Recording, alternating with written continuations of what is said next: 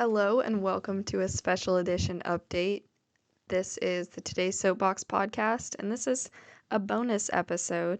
So, you may remember last episode I talked about the legal drama with the film It Ends With Us. That episode was called It Still Hasn't Ended With Us. And about a week after publishing, they settled the lawsuit. So I decided to give you guys an update just to kind of follow up, and there still should be a regular episode in a couple days. This is just a bonus for now. So episode is called It Finally Ended With Us. So on May 4th, 2026, it was announced that Blake Lively and Justin Baldoni reached a settlement in the Lively versus Wayfarer lawsuit over alleged retaliation over reports of sexual harassment on the set of the 2024 film It Ends With Us. This settlement came mere weeks before the trial was scheduled to begin on May 18th. Legal teams representing both parties released a joint statement about the settlement and their hopes for the people involved moving forward. So here's the statement. It reads, "The end product, the movie It Ends With Us, is a source of pride to all of us who work to bring it to life. Raising awareness and making a meaningful impact in the lives of domestic violence survivors, and all survivors, is a goal that we stand behind. We acknowledge the process presented challenges and recognize concerns raised by Ms. Lively deserve to be heard. We remain firmly committed to workplaces free of improprieties and unproductive environments. It is our sincere hope that this brings closure and allows all involved to move forward constructively and in peace, including a respectful environment online." End quote. So that's a joint statement from Lively and Baldoni's legal teams. It was sourced from Entertainment Tonight, I believe. And it comes from Brian Friedman, Ellen Garofalo, Michael Gottlieb, and Ezra Hudson. So that kind of comes from both sides, and they work together to craft that and release it. The statement acknowledged the purpose and message of the film and how both sides were united in the goal of raising awareness for domestic violence and supporting survivors. It also acknowledges Lively's experiences on set and advocates for safe sets and workplaces for women. The goal of the settlement was to end the conflict and move forward peacefully. The statement specifically calls for a respectful environment online, seemingly referencing the online vitriol towards both parties from the other side. The specifics of the settlement are not publicly available at the time of the release of this article, although some sources claim that no money was exchanged between the parties, only lawyers profited. So now let's take a look at the online response to this settlement. In internet conversation spaces, the public has been quick to speculate about the circumstances of the settlement. From theories about getting in the public's good graces for the Met Gala or Taylor Swift's wedding to speculation about an impending divorce, the pro-Baldoni camps have been vocal about what they perceive as further manipulation. Meanwhile, pro-Lively camps declare an indisputable victory. So I decided to go back to 4 of the 5 subreddits that I pulled from for the last article. I left out the neutral one because they're just reporting on what's going on. So these next 2 are going to be from kind of pro-Baldoni arenas. This one comes from r/itendswithlawsuits, is posted by user topunderstanding1345, and the title of this is "Settlement Equals Total Defeat for BL." So then here's the text of the post. "With all that is out there, major distractions, inconsistencies, drama, I think the settlement can only be seen as a complete defeat and exposes that her remaining claims are expletive. No need for a jury, in my opinion. All of her claims of sexual harassment were dismissed with prejudice. The ruling of the judge made it clear that it cannot be considered sexual harassment. Her remaining claims, centered around retaliation/smearing, were based, according to Blake Lively herself, on all the negative articles about her, on all instances when positive articles were written about Justin Baldoni, and on Justin Baldoni and company retaliating with a lawsuit and defending themselves, aka telling their, in my opinion, truth. The latest interviews of Brian Friedman tell us that Justin Baldoni is ready to tell his version of the story rather sooner than later. That is exactly why this lawsuit was filed, according to Blake Lively. By this settlement, she would basically say, let's stop the fighting and you can keep retaliating/smearing me at will. We don't know the details of the agreement yet, but it cannot be seen as anything else as total defeat, in my opinion. They'll continue with the very thing they were sued for." And that's the end. I had to like do some mental gymnastics to figure out what each acronym meant. So I did my best to read that in a way that would make sense. Um, I guess I'll offer an opinion on it. I think this is a good example of how people are choosing to see this as a complete win for Justin Baldoni. Um, I think their opinion of what would be a loss is he would either have to pay money or issue an apology or in some way kind of fess up to sexual harassment. And so his supporters do not want to see this happen. So anything where he does not have to do that, they will see as a victory. So then the other subreddit I sourced from is r/team Justin Baldoni, and this is posted by user Jellygator0. And this one I thought was just kind of special. So the title is Today's Theory. There may be a public apology coming with a date causing minimal damage to the Taylor Swift wedding. But I bet that this settlement has more terms related to the incoming Ryan Reynolds divorce than anything else. I'm still sad because it turns out I kind of just wanted justice for myself too. So that was the title. Here's the text. It is a low-ish effort post. I'm sad when I should be glad. It's more or less over for everything Justin has been through. Maybe the reason is because we were all rooting for the underdog. Standing up to the injustice of it all was a key part of how much we cared, how much we researched and read, how much I cared. I guess today I have to take a good hard look at myself and admit that some part of me would have been okay with the additional stress of trial on Justin, even though it's by association with the party still in it, Wayfair, Jennifer Abel, it ends with us, because I wanted Blake to face justice for all the people I've run into in my life who've done similar things in some sense. And she still totally could face justice. You and I just don't ever get to see those settlement details.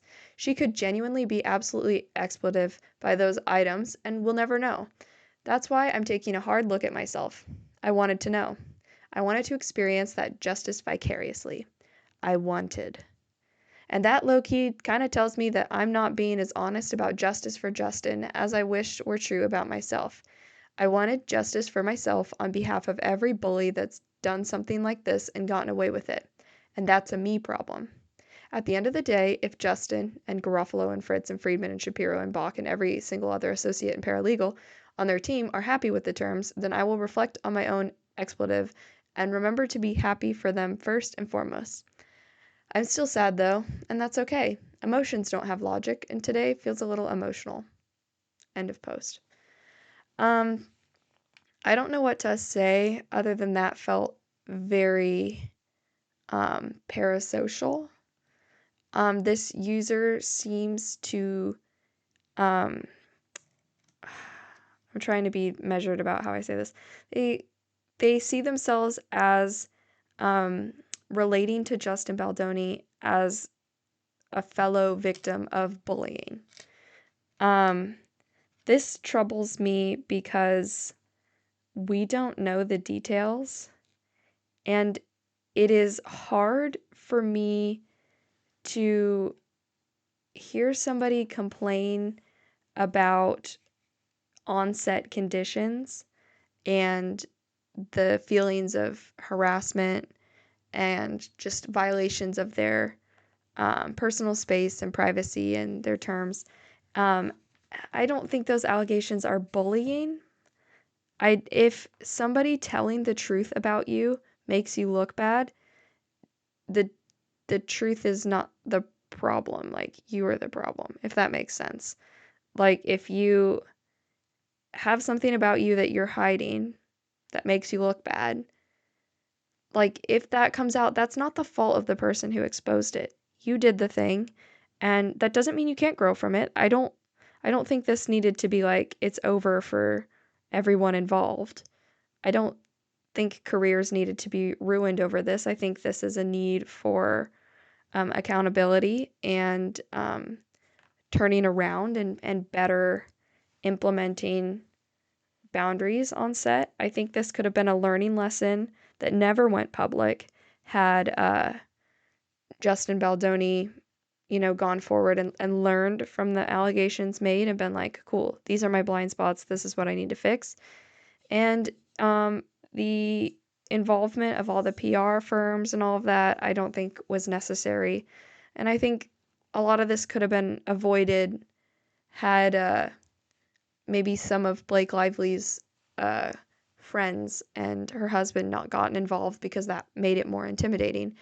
And I don't know that she's wrong for getting them involved, but I do think it makes the power seem less balanced. So I don't think this is equivalent to somebody experiencing bullying. And I understand a desire to see justice if you are a victim of bullying or of some sort of interaction that didn't go well. Like, I can totally understand a desire for justice. But projecting that onto a harassment lawsuit with, or like a retaliation for harassment lawsuit, um, picking your fellow victim as the defendant feels a little bit misguided. And so I don't think that what this user experienced is remotely similar to what Baldoni experienced, unless they were also accused of things that they do not feel are true, that they did to another person. So I don't know. It was alarming to me to see that post and other posts about how invested people were. And this person straight up is like, I see myself in Justin. And I would have been okay with him going through all the trauma of a trial to have justice for me. No, babe, I'm so sorry, but trials are expensive. They're a lot of work, and it's not just Justin who would, walk away with negative experiences because of that. There was a whole host of, other women on set who would have had to testify, and people who would have had to detail their experiences or have their depositions read and all that. That could be re-traumatizing for a number of people. And if Justin Baldoni has really been harmed so significantly by this, I don't see why you would be like, but let's harm him again because I need this justice. So that's my opinion on that. Let's shift over to the pro-Lively response. So this response comes from r/Baldoni files from the user Inevitable Oracle. It is a repost from r/celeb legal drama. And the title is Justin Baldoni, what a cowardly way to go. Your lawsuit got dismissed, and then instead of facing trial, you decide to settle. It's okay, though, because Blake Lively did her biggest one, exposing the smear machine that Melissa Nathan, Jed Wallace, and Brian Friedman are running. That's it. There's no text. It just highlights the statement. I thought this was interesting because the smear campaign did get exposed. Like, I don't care if you think it was justified or not. I've read a chunk of the texts and they're pretty brutal. They're like, we're gonna bury her. And it feels kind of witch hunty. I'm not really a fan of that kind of thing, especially the optics. Like, Justin Baldoni was essentially Blake Lively's boss, and he could hold a lot of power over her while filming as the director and as the actor portraying the aggressor in a lot of the abuse scenes. So in my opinion, that's a lot of power, and I don't love the optics of that for a workplace. And then to turn around and be like, well, because she's famous, we are justified to destroy her. I don't love that. So I do think it's important to look at the smear campaign aspect of it from the other perspective, because I do think it has been mainly focused on alleged smears the other way from Lively to Baldoni. So I just thought that was interesting. And then I have one more pro Blake Lively one from r/with Blake Lively. And then this is from user Velociraptor. It's titled Coincidence? I think not, but he settled and our girl won. Now the text has Blake Lively, it's like mirrored, it's like her cheersing herself with like a martini glass. It says settling just days after Melissa's client list started leaking. I think we know what that means. We won. So that's the post.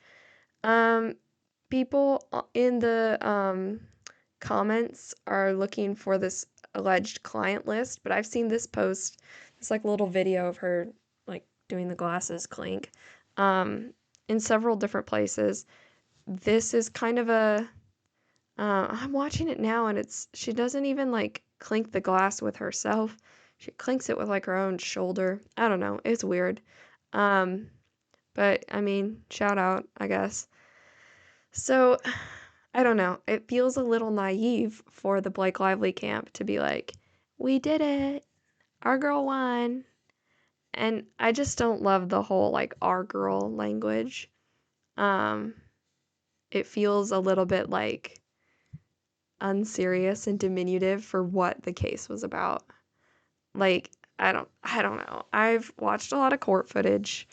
Um, and I've, watched a lot of spoofs of court footage. Like there's just it's not like a fun thing to go to trial and go through that. And these things are not silly. They cost like millions of dollars to do this kind of lawsuit. And I just don't vibe with this like lack of nuance of just like she won because she does hold a lot of power and it's not like she's the underdog. I don't think there's an underdog in this situation. So, with all that being said, here is my opinion. I think this is the best possible outcome for this lawsuit at this point. So, for Blake Lively, this means she does not have to rehash experiences of harassment and retaliation in the public eye. Other women on set, like Jenny Slate and Isabella Ferrer, do not have to take the stand to defend themselves as victims of a toxic work environment. It is important to support women who come forward about experiences like these instead of discouraging them by forcing the trial into public discourse. For Justin Baldoni, this means that he does not have to go head-to-head with people who have a lot more power in Hollywood than him. He avoids bankrupting Wayfarer Studios with court fees, allowing him to continue making films with the goal of positively impacting vulnerable communities. I find it ironic that comment sections on both sides of the argument believe that they have won this settlement. I don't see a clear winner at this point, given that we don't know the terms of the settlement yet. If those terms are ever made publicly available, it will be clearer who won.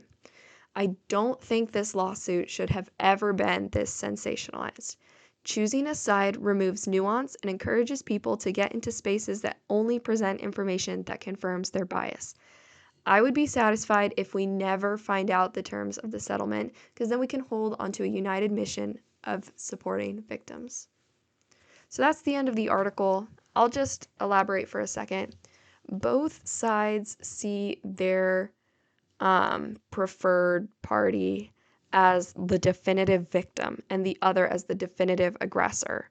When I don't think that that is reasonable, I think a settlement makes a lot of sense. I think mediation makes a lot of sense. I think this needed to be a conversation instead of a whole host of trials. There are other trials involved that include like the PR people.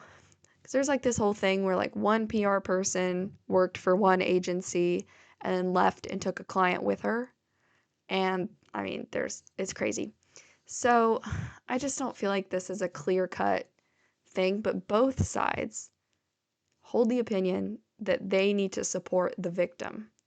Now, one side sees that as like, Your Honor, my client is a victim of sexual harassment and a smear campaign. I believe we need to support women who come forward. The other side sees their person as like, Your Honor, my client was bullied by somebody bigger in the industry who took over the movie.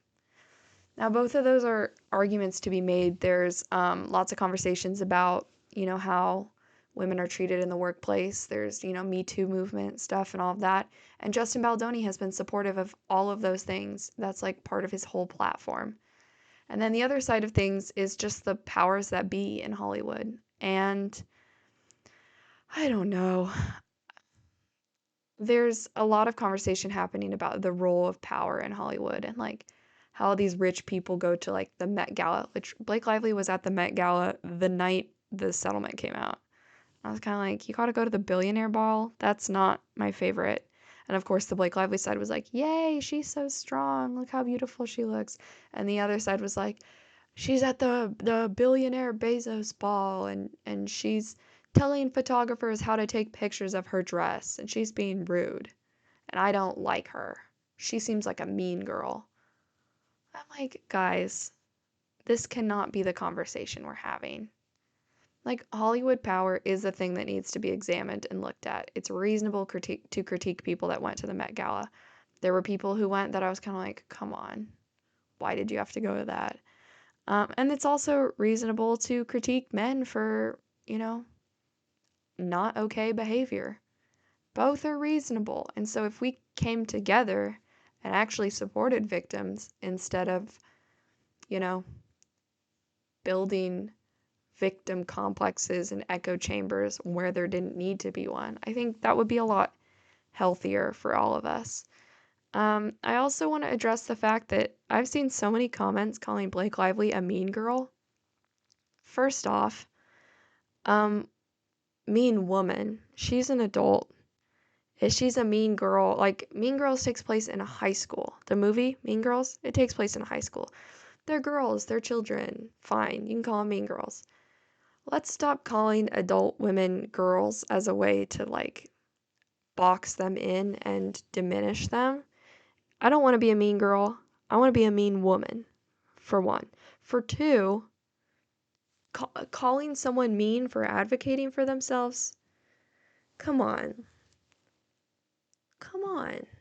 Like, what does this say? If somebody complains about harassment, which they should, if you're experiencing harassment, raise the alarm. You're not being whiny, you're being a self-advocate.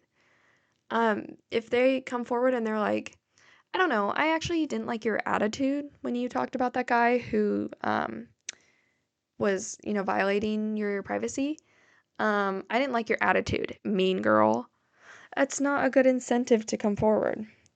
Now, if you think they're mean, whatever, I'm sorry you don't like their attitude when they're exposing, bad behavior. But I'm just sick of this critique. If you're making it ironically, fine, but just being like, I don't know, mean girl energy for a video of her, like, explaining to the people at the Met Gala how her dress needed to be laid out to take pictures of it. Come on, that's her job. That's her job. That's like if Justin Baldoni goes, hey, can we shoot this scene this way? And this is what's in the script. And I just didn't like that previous take. Would you go, mean girl? No, that's doing his job. Assertiveness is not mean. If we keep calling it mean girl, like, it just teaches women to not be assertive. And why do men get to be assertive all the time, but when I do it, suddenly I'm a mean girl if I'm not smiling? Hello. There's so much misogyny based into this argument that has diluted our ability to strip it all back and see what it is. And the narrative of, like, a conventionally attractive underdog versus a, conventionally attractive mean girl, like, it does make a good story. But let's just listen to what actually happened. If you want to watch a movie, go watch It Ends With Us or something. Like, there are plenty of movies about, those situations. You don't need to make this sensationalized. So anyway, I'm hoping to never have to talk about this again because I don't want the settlement details to be released. We don't need to know. It's none of our business, and it's only going to lead to more speculation. I would not be shocked if no money was exchanged. So yeah. Hopefully you will hear from me again soon because I have another episode I'm working on. But until then, thank you for listening thank you for listening to the Today's Soapbox podcast. I would appreciate if you would check out the website. I appreciate your support there. This has been a less edited article and podcast episode. It's very much one take. It didn't go through a ton of revisions. So if you liked this format, let me know what other articles or episodes you would like an update on. I would also really appreciate if you would subscribe or follow or like or review or comment any of those things, just because then it makes me feel good. And you want me to feel good, right? Right? So just do it. It's not hard. I think it's free. I've never had to pay to do it. So anyway, Thank you for listening, and I'll see you again soon. Bye.